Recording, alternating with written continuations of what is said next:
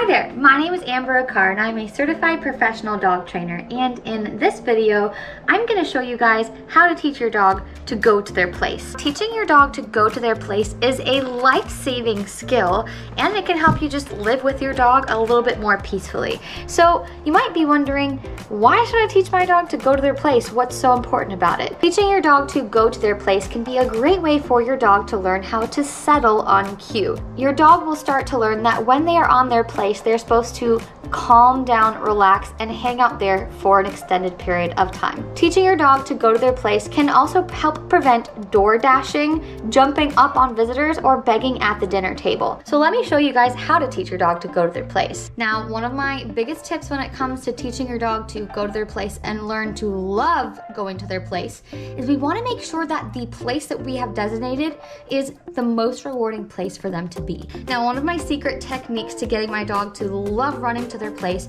is putting all of their favorite treats right next to it. Now, sometimes I'll keep a little cookie jar full of their favorite treats right beside their place bed so that I can very easily grab a favorite Pupford treat and give it to them on their place. When we're teaching our dogs to go to their place, the first thing we're going to do is lure them onto the place bed and reward them for being there. Now, one of my secret techniques for making sure your dog understands that the place is where they're supposed to go is to always put your rewards on the bed itself. Make sure that the treats are being delivered to your dog on the actual bed and not from your hand. This is going to help reinforce the bed being your dog's favorite place to go. Now, immediately after your dog goes to their place, we want to encourage them to lie down. Now, we don't want to be telling them, sit, lie down, and stay, because we want this to be a calming, relaxing, and fun thing for your dog to do. We want them to enjoy going to their place and hanging out there. So what we're going to do is we're going to lure them onto their place, reward them on the bed, and we're going to give them a jackpot reward if your dog offers a lie down. The longer that they lay there, the more treats they should get delivered on their bed.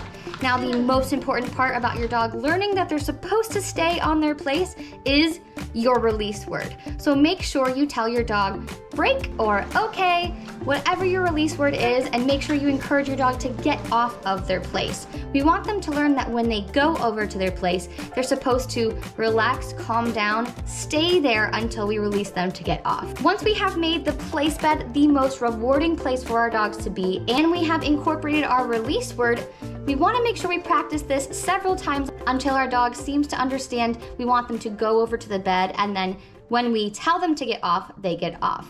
Now, the next thing to practice when you are working on your place cue is called the 3 Ds. The first D is going to be duration. Now, this is going to be the amount of time that your dog stays on the place.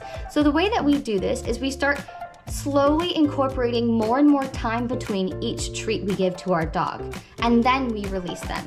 So the longer your dog stays there, the more treats they get, but we want to start increasing the amount of time between each treat that is delivered to our dog. We want to make sure that when we start out practicing with our dogs, that we don't expect them to stay on their place bed for 30 minutes. We have to gradually increase the amount of time. Once our dog has started getting a hang of this behavior and they're starting to offer lying down on the bed and staying there for longer amounts of time, this is when we can start increasing the distance from our dog. So the second D is going to be distance. We've already worked on duration. We've already gotten our dog to understand that they're supposed to go to the bed, lie down on it, and wait there for an extended period of time. Now we're going to start teaching the dog that they have to continue waiting there while we kind of get further away from them. We want to make sure we're not adding too many things at a time. So if we're practicing having our dog stay there while we walk away, we're not going to practice sending our dog to the bed at a distance at the same time. We're going to make sure we practice those things separately to set our dogs up for better success.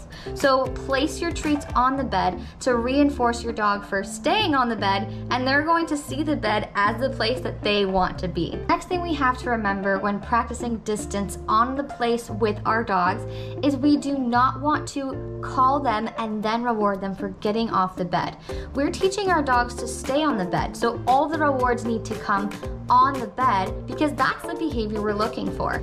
Now, finally, when you are working on distance, what we can do is anytime our dog starts to get up, take a step closer to them. This will help them learn that if they get up and off of the bed, you're going to help guide them back to where they're supposed to be. Any point if your dog is struggling with understanding what they're supposed to do, go back a few steps, take maybe one step away from your dog. We don't want to increase the difficulty too quickly. The next D that we are going to work on is distraction. Now, we want to make sure we're practicing the most realistic distractions possible, but we might want to start off with something like a squeaky toy or our movement changing up a little bit.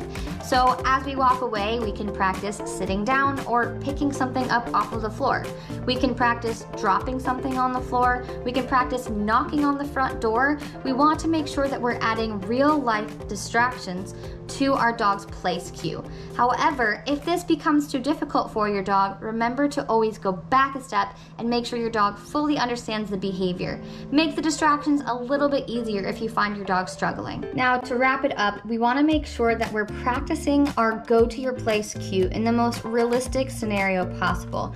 If we want our dogs to be able to go to their place when guests come over, that means we have to master all of the steps before we start practicing having people come to the door.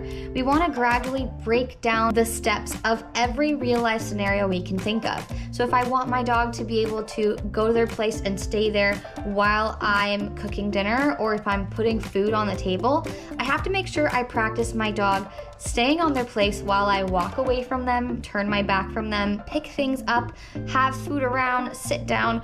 All of those things need to be practiced before we expect our dog to know to do this while we're actually eating or cooking dinner. The same thing goes for having a person come over our house. We can elicit help from friends or family to help us practice having our dog go to their place and stay there while someone comes to the front door. But we want to make sure we set this up as realistic as possible and break down the steps as small as possible as we can to help our dogs succeed. Practice having your dog go to their place when you don't necessarily need them to. Give them a special chew on their place bed so that they learn the place is the best place to be. And finally, practice makes progress. Don't expect perfection from your dog or yourself. It takes a lot of time to master these things. Be easy on yourself, be patient with yourself and your dog, and most importantly, have fun when training your dog. Until next time, guys.